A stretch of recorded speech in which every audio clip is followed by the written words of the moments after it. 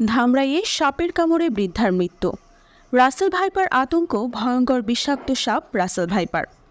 এই সাপে কামড় দেওয়ার 2 ঘন্টার মধ্যেই অ্যান্টিভেনম ভ্যাকসিন দিতে হবে, না হলে ওই সাপে কাটা রোগীর মৃত্যু নিশ্চিত বলে জানিয়েছেন চিকিৎসকরা।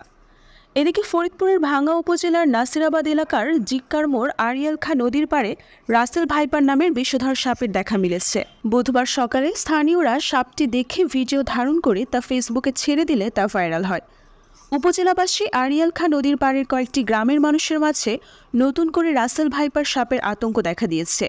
মঙ্গলবার রাতে ভাঙার সীমান্তবর্তী আরিয়াল খা ব্রিজ এলাকা থেকে রাসেল ভাইপার নামের আরেকটি সাপ মেরে ফেলেছেন স্থানীয়রা। এলাকার লোকজন জানান, এর আগে ফরিদপুরের চরাঞ্চল সহ দেশের বিভিন্ন এলাকায় দেখা গেছে এই সাপ।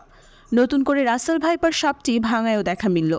মানুষ দেখলে অন্য সাপেরা পালিয়ে যাওয়ার চেষ্টা করে, কিন্তু রাসেল ভাইপার সাপটি মানুষ দেখলে তার দিকে তেড়ে এসে কামড় দেওয়ার চেষ্টা করে। মাঝে মাঝে সাপটি শব্দ করেও ডাক দেয়। এই সাপের কামড়ে অনেকে মারা গেছেন বলেও শোনা গেছে।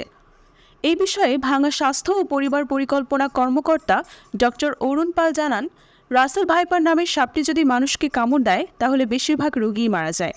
এই সাপের বিষ খুবই বিষাক্ত এবং মানুষের শরীরে দ্রুত ছড়িয়ে পড়ে সব অঙ্গ প্রত্যঙ্গ অকেজো করে ফেলে, রক্ত জমাট বেঁধে যায়। রাসেল ভাইপারে কামড় দিলে তাকে ভ্যাকসিন দেওয়ার পরও রোগী মারা যাওয়ার সম্ভাবনা বেশি।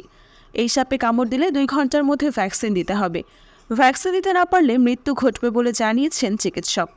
তিনি বলেন, ভাঙা হাসপাতালে সাপে কাটা রোগীদের ভ্যাকসিন আছে। যদি কোনো ব্যক্তিকে সাপে কামড় দেয় তাহলে যেন সঙ্গে সঙ্গে ভাঙা হাসপাতালে পাঠিয়ে দেয়।